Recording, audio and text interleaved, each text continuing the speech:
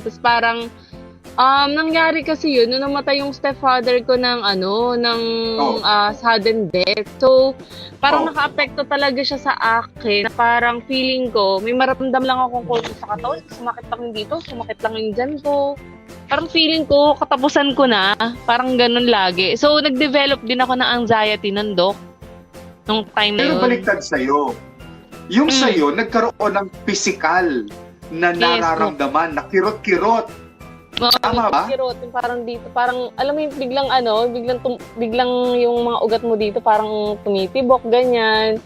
Tapos parang talagang takot na takot ka sa gabi. Yung pagpipikit ka na parang, baka di na ako magising kinabukasan, ganyan. Nagkakilala tayo, bata ka pa noon, 20 years old. I remember kasama mo pa yung asawa mo noon. 29 tayo nagkakilala, Dok. 29 ako noon. 32 na ako ngayon, hindi na ako 29. nakabalik sa'yo kasi di ba nabuntis ako dahil dun sa may ini-inject ka sa akin noon eh. Para lumakas yung resistance ako, tapos after nun, nabuntis ako. Yung pala ang solusyon sa problema mo. Para mawala yung problema mo sa pagtulog at saka sa paggising, kailangan mo mabuntis. Ngayon naman nung nagkaanak naman ako, miss na miss ko naman matulog. Para lagi ka na maantok. Siyempre yung anak ko, na siya, toddler na, napakalikot. So, parang ngayon, pagdating ng 6 o'clock, parang gusto ko na matulog. Yung energy ko, wala na, ubus na.